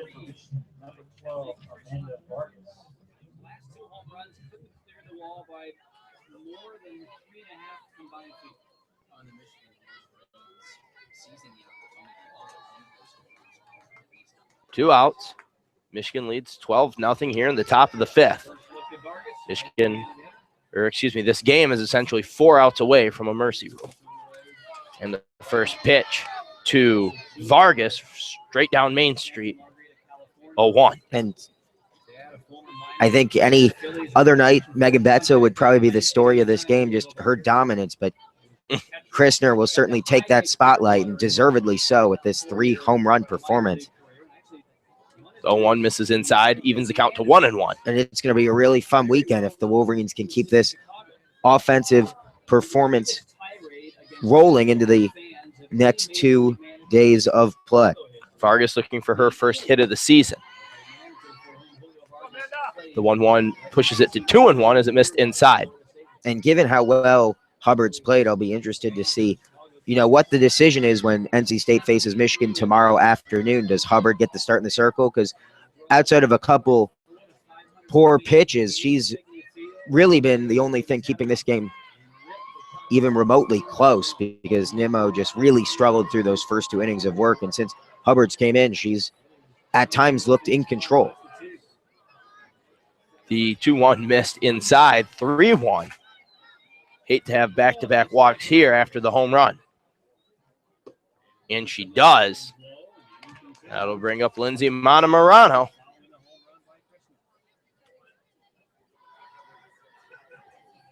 That'll push Swearingen to second. Vargas will sit there on first as Monty will try to do something here. She is 2 for 3 on the day. She had that home run in the first inning and then a single in the second. Perhaps another 3-run homer coming on the way. 5 home runs on the day for the Wolverines. 1 from Morano, 1 from Faulk, and 3 from Kelly Christner. Now the 1-1 hit to third base.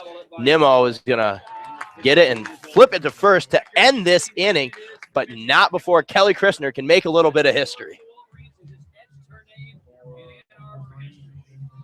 Now, really the only point of intrigue left tonight is who comes pitching into the circle. And I think we have our answer. Crockett will come in to close this one out. Yeah, and hopefully just a precautionary measure. We would certainly like to see Megan Betsa pitch a few more times this weekend. And a good opportunity to get Crockett some work here on the road. Again, we'll be back tomorrow bright and early. Have breakfast with WCBN Sports. Michigan at 10 a.m. tomorrow will take on Notre Dame, a team they faced in the NCAA tournament last year. And we'll have that call for you on WCBNsports.org. And tomorrow afternoon, NC State, Michigan will square off again at 3 p.m. And then Sunday, before we have to head back to school, 11 hours of driving awaiting us. But one last game of softball before that, 10 a.m., Michigan will face Notre Dame again. So both meetings with the Fighting Irish will occur at 10 a.m. on Saturday and Sunday. NC State at 3 p.m. tomorrow. All three of those games we'll have for you at WCBNsports.org. Once again, would like to thank everyone tuning in to today's broadcast, any broadcasts we've had in the past or any future broadcasts. I'd like to remind everyone once again, the WCBN station fundraiser is currently going on. When you get a moment, if you could call in and donate. If you do, please mention sports or the Daily Sports Report. If you appreciate what we're doing, we would appreciate the donation. Leo, what's that phone number again? 734-763-3500. Even if you don't want to donate, just call in and tell them. Sports. Yeah, please. We need as much support as we can get from all our loyal listeners. And we have another big game in Michigan sports coming on Sunday, a game we'll have for you. Women's basketball team looking to break the Christner Center attendance record as they play host to in-state rival Michigan State. So if you're in the Ann Arbor, heck, even outside of the Ann Arbor area, I'll tell you what, this Michigan women's basketball team. It is the most fun team on campus right now, without a doubt. It is without a doubt. Just to stray away from softball real quick, as Leah Crockett, the sophomore, this could be a little window into what the future of Michigan pitching looks like, as the first pitch to Jessica Moore is a strike right down the middle.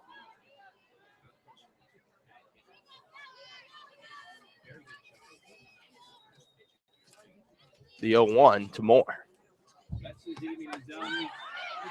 On the outside third of the plate, strike two, as Jessica Moore finds herself down. Only her second at bat of the day. And Crockett making just her second appearance of the year.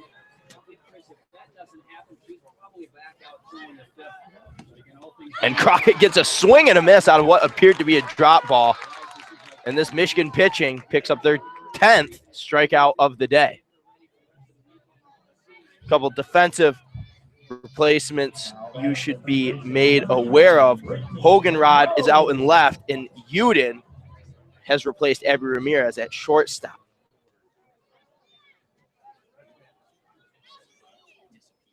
Now up to the plate for the Wolfpack, the starting pitcher for NC State, Brittany Nimmo. The first pitch she sees is a strike. 4 pitches, 4 strikes out of the hand of Leah Crockett.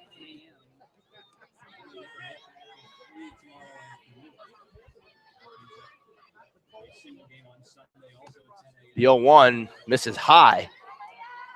1-1, the first ball out of Leah Crockett today.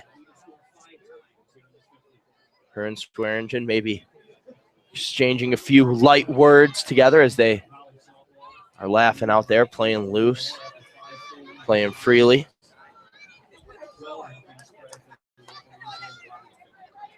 One out, bottom of the 5th. And a swing and a miss out of Nimmo, runs the count to 1-2.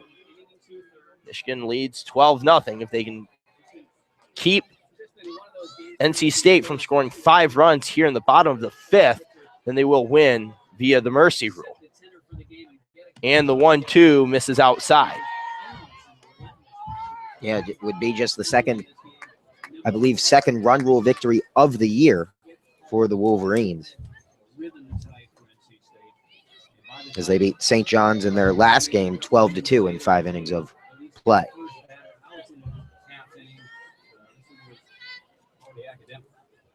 And the 2-2 fouled back and away towards the Student Rec Center here on the NC State campus. Interesting campus setup. They have the student union, the old gym where Jim Valvano coached. And we got a good look at that union before this game. It's impressive. It's a heck of a union. On this campus. Got a 2-2 rolls in there. pushes the count full. We got an outdoor peek at their football stadium and where the men's basketball team plays. It's a cool situation with, 3 major athletic programs and universities Within a stone's throw of each Yeah. other. All 3 men's basketball teams have home games as well tomorrow here in the Triangle. But we know you will be listening to us here before those games start. Once again, 10 a.m. and 3 p.m., the Wolverines will be back on Dale Field. And the 2-2 gets 3-2 shot down the left field line.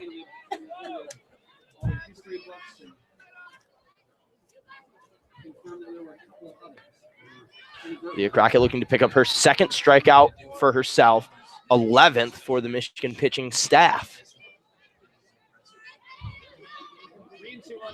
Megan Betsa finished her day giving up 1 hit, 9 strikeouts, or as we in the business like to say, absolutely dealing. The 3-2 fouled off of Nimmo, fouled it off of herself, and it'll stay 3-2. She stayed in the batter's box, so no out there. Will live to fight another pitch. Crockett should not look to do too much here, just induce some type of play.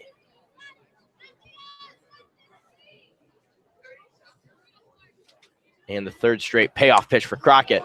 Line drive to left field, and a sliding Hoganrod can't get it. They fumble it a little bit into the corner, as for the second hit of the day, Brittany Nimmo will move to second base. And now how does Crockett respond? The first runner in scoring position, I believe, this entire evening. Yes, it is. And a nice piece of hitting there has put NC State in a position to put a run on the board with two outs in the inning. For a second there, I thought Hoganrod got a very nice jump on the ball and was just inches away from making that play. Yeah, she did it seemed like she had a good read on it, just too Couldn't far finish. out of her reach. That'll bring up Alyssa Compton with a runner on second. 1 out in the inning. 1 out in the inning. And with the score currently 12-2, Michigan well on their way to 12-0 victory. Correct. First pitch is a ball. Second pitch comes in strike, 1-1.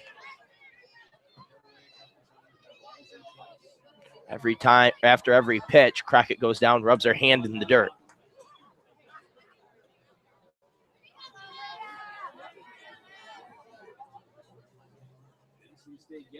Crockett winds, delivers. Inside, 2-1.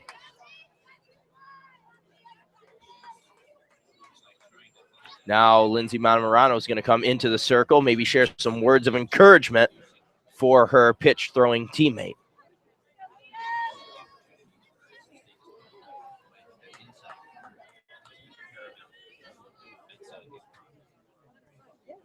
Now the 2-1. Misses high. 3-1.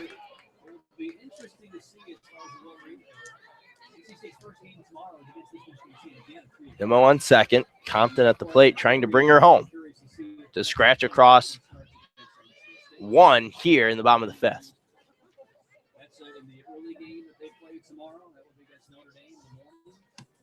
3-1. Chopped up the middle.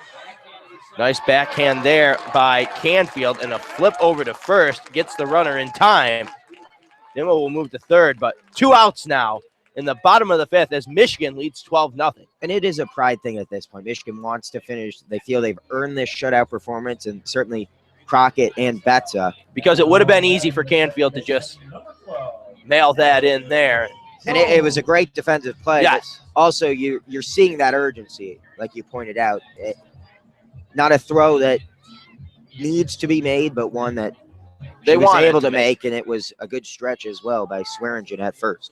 That'll bring up second base replacement, Natalie Jones, her first appearance of the day. And The first pitch from Crockett misses outside, 1-0. 2 outs here, bottom of the 5th. Shutout on the line for the Wolverines.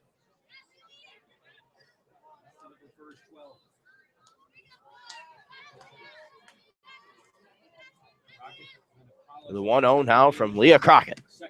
Swing and a miss out of Natalie Jones, 1-1. 2 strikes away from ending this one tonight.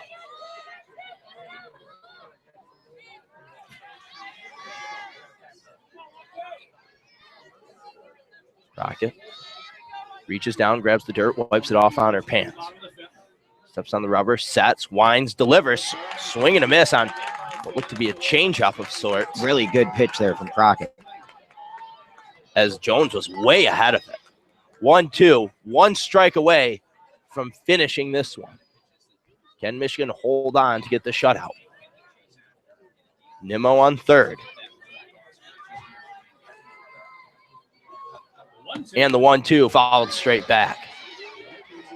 Michigan has 12 runs on 12 hits. 5 of those hits home runs.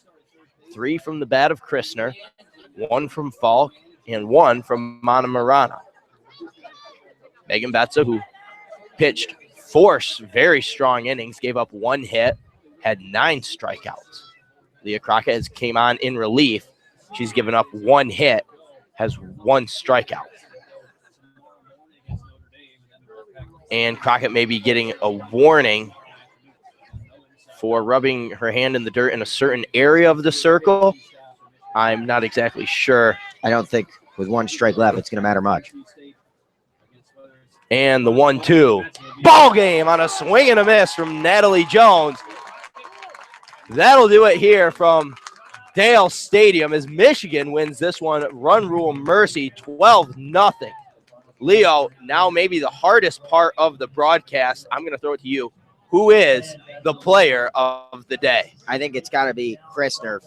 3 home runs tonight, the 4th in program history, the first since 2009. But Betsa, certainly not an underwhelming performance. She went 4 innings and made it look easy throughout. And the question is, can Michigan keep this offensive momentum rolling into an early start tomorrow against Notre Dame?